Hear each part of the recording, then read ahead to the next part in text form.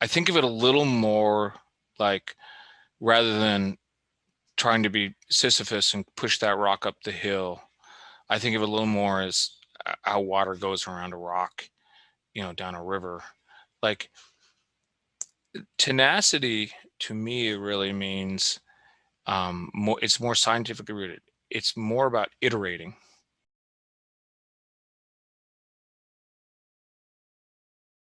Usually characters and people that start business together are probably pretty stubborn people which are pretty opinionated. And I think it's no different with me and my co-founder. Uh, yeah, there's a lot of times in which you will disagree on stuff, and most often than not, that will lead into heated arguments, fights, or whatever it is. Um, but I think what kept us going, at least, and I'm talking on behalf of my co-founder and I, is that at the end of the day, the bond that we had was started initially as a friendship and then moved into a professional relationship, right? Which is kind of running a business. But um, I think the underlying thought that no matter what happens on the business side, in the end, we're always friends, is something that I think has been the anchor behind us getting over any sort of kind of professional argument we ever had. And then there's strategies and tools that you can put in place so that whenever you disagree, you can try to make a decision. Maybe there's a third party that kind of usually comes into place and tries to mediate, or maybe there's certain things in which you kind of align exactly, like, hey, a decision at the end of the day, if you're responsible for that work package or that decision, that's something that you have control over and the final say on. So it's kind of, a lot of it can be divided pretty logically and pragmatically, but in certain situations, I think it's yeah, it's just like getting along with yeah, there's a business relationship, but underlying that all, there's a bond that goes beyond that, I think.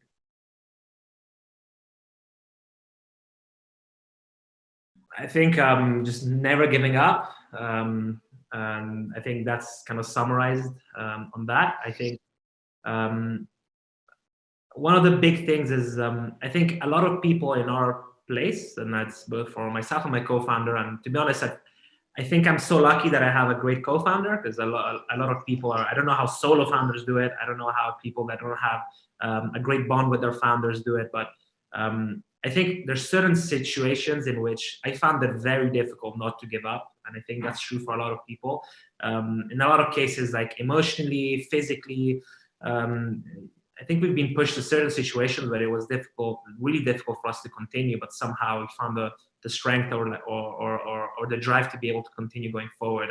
And for me, that's really it. It's kind of somehow making sure that no matter the adversity, and that's kind of inevitable, I think I've never met a founder or even a mentor or anyone that told me that the path was easy. And yeah, I think for me, tenacity is just the concept of keep on going throughout hardship towards a goal that you believe is true and that you can achieve.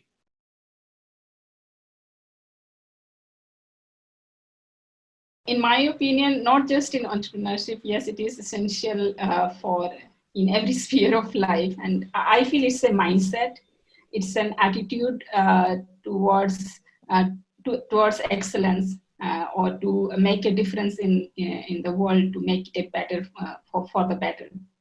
So definitely when people choose to be entrepreneurs, they have the drive, they have a passion that they want to solve the problem, they want to make a difference, and then it comes from inside, really, because you want to, you have the drive inside, so the tenacity comes with it.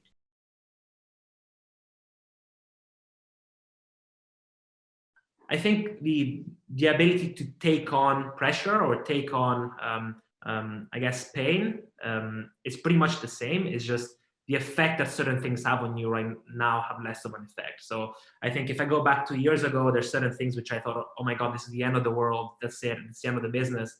Now I kind of brush off as stuff that, I mean, it's part of the journey, and accept it and move on. And I'm sure that in 2 years down the line, I'll look back at this moment and I'll be like, hey, the things you're stressing about now actually weren't that much of a big deal. But so I think just like problems, just they always get scaled proportionally to where you are in the journey. So I think your ability to kind of put problems into perspective becomes better. But I think I think overall that's what makes us, maybe gives us more tenacity, but and a lot of it's perspective, I think.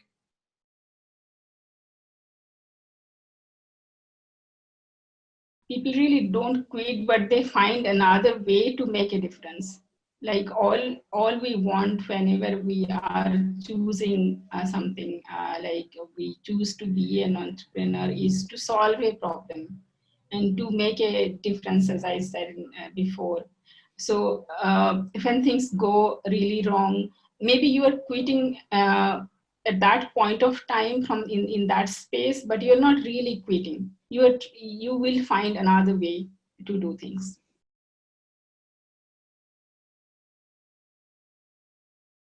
I think strategy-wise is sometimes it's taking a step back and looking at a bigger picture, detaching yourself from the micro problems that you're always that you find yourself kind of bashing yourself against.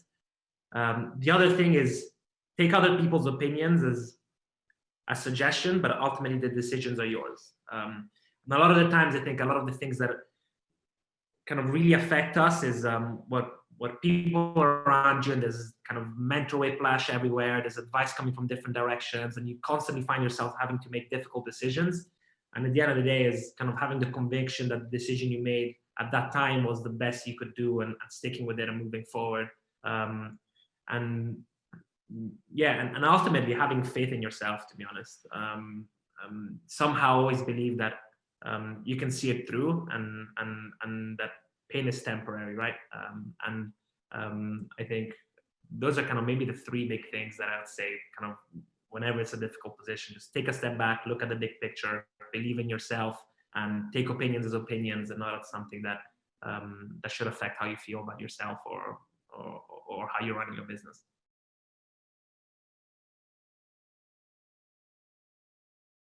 At IndieBio, the average startup is going to be talk to 80 to 120 VC funds in their time that they're here, in the sort of 6 months. And like almost all of them are going to reject them and try something a little different. Like I'm finding myself wanting to grab a prop or something, but like, you know, like try it this way, and then that didn't work. Try it this way. That didn't work. Try it this way. Try it this way. Iterate your business. Iterate the way you're talking. Iterate, you know, learn, ask for feedback. And so this goes to the essentially be creative. Like for me, I would say life has always taught me the same lesson every time. Be more creative, not less. And I forget it, and I have to remember it and learn it again. And, you know, like to survive, like it is important for everybody to look on their own lives and realize how tenacious they've been. It's not easy to get to university and get through these degrees. People fail at that all the time. That took tremendous sort of tenacity.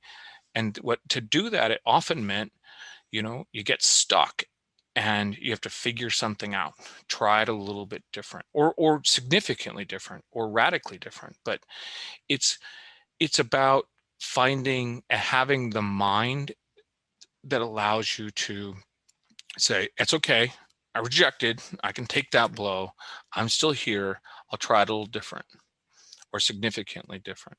And you work your way through. It's not tenacity as one day I will get through there.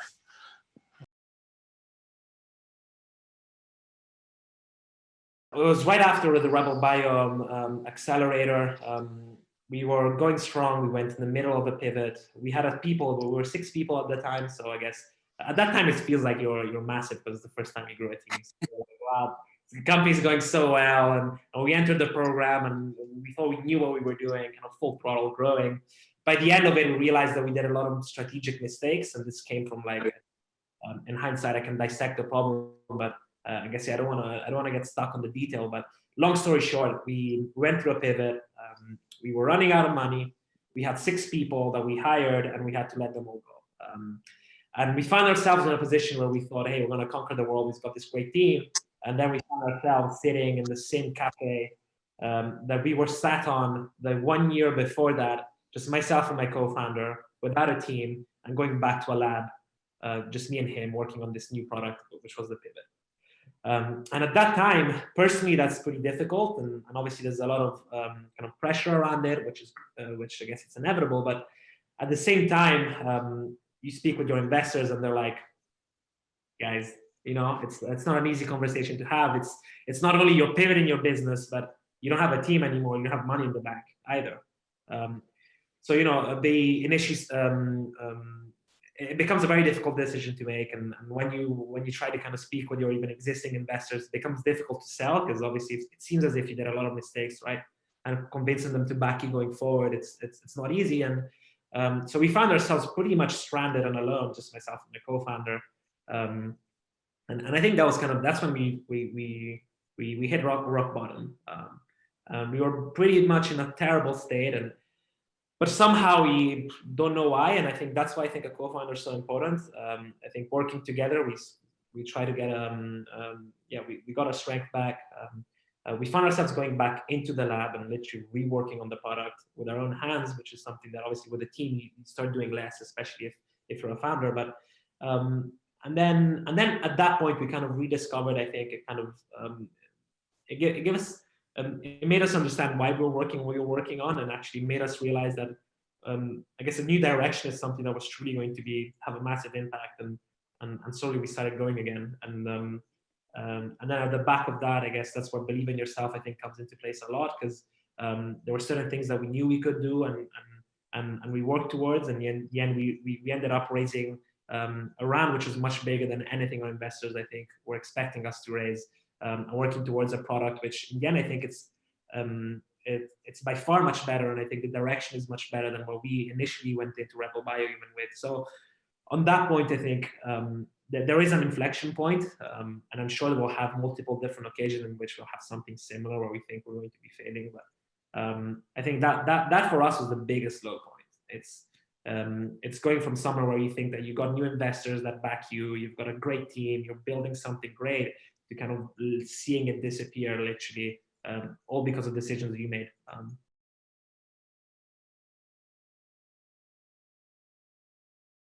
I look at this word in two ways. In one way, when you are like, you know, so much, you get stuck in your own idea because you have been working long with that, and you have been like virtually living with that. Then you lose your objectivity, and then it's a downward spiral. You are not able to look at it objectively. So that kind of gives a feeling of getting sucked in that. And but of course, like when you are an entrepreneur and you are driven by something and you have the passion, you always want to refine yourself. That the sense of like excelling is always there, and to excel, you have to be open for like suggestions and refinement.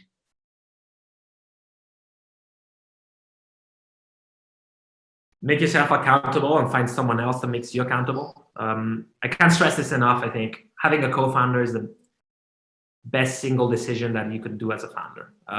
And that's just because motivation is, it's really difficult, because at the end of the day, you have to be very good at making yourself accountable for certain things, because at the end, no one's really going to be there telling you that you have to get something done. But having someone else that you know can make you feel accountable and can kind of either carry you or be a support on like some of the granular issues that you have as co-founders and running a business, and someone that you can chat with freely. It's very difficult to find, and you can only get that with a founder, I think, at least to that level. So my number one thing is find someone that is as crazy as you, and someone that makes you accountable for getting stuff done.